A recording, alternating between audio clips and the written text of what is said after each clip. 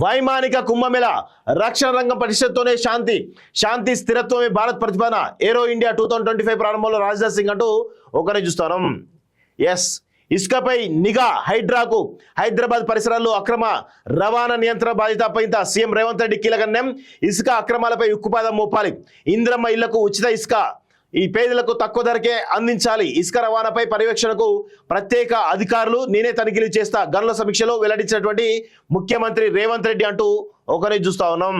So ఇసుక అక్రమ రవాణాపై ఉక్కుపాదం మోపాలని ముఖ్యమంత్రి రేవంత్ రెడ్డి నిర్ణయించారు. రాష్ట్రంలో సేకరిస్తున్నటువంటి ఇసుకలో 80% హైదరాబాద్లో వినియోగం అవుతున్న నేపథ్యంలో రాజధాని నగరం పరిసరాల్లో ఇసుక అక్రమ రవాణాను అరికట్టేటువంటి కీలక బాధ్యతను ఐపీఎస్ రంగనాథ్ నేతృత్వంలోని హైడ్రాకు అప్పగించారు. ఇప్పటికే హైదరాబాద్లో చెరువులు ప్రభుత్వ భూములు ఆక్రమణకు అడ్డుకునేటువంటి బాధ్యతను హైడ్రా చేపట్టిన సంగతి తెలిసిందే. గనులు ఖనిజాభివృద్ధి శాఖపై సోమవారం రాష్ట్ర ముఖ్యమంత్రి తన నివాసంలో అధికారులతో సమీక్షించారు.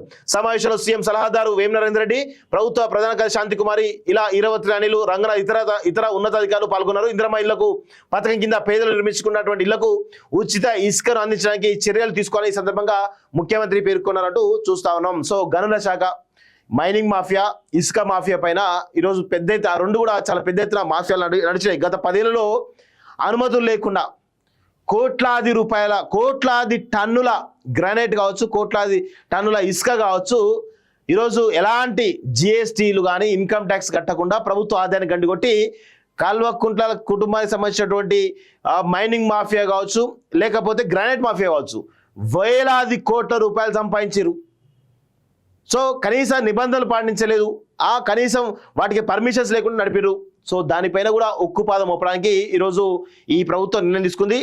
ఆ దిశగా ప్రభుత్వం సీరియస్గా ఆలోచించారు. ముఖ్యంగా ఇంద్రమ్మ ఇళ్ల పథకంలో ఇల్లు కట్టుకునే వారికి ఉచిత ఇసుక ఇవ్వడానికి కూడా ఈరోజు రాష్ట్ర ప్రభుత్వం ఒక చర్యలకు ఉపక్రమించే అవకాశం కనబడుతుంది. ఆ దిశగా ఆలోచిస్తూ ఉంది. సో ఇది కూడా మంచి పరిణామమే. సో ఈ ఇంద్రమ్మ ఇళ్లకు ఉచిత ఇసుక అనేది పేదవాళ్లకు చాలా పెద్ద ఊరటిచ్చే అంశంగా కనబడతా ఉంది.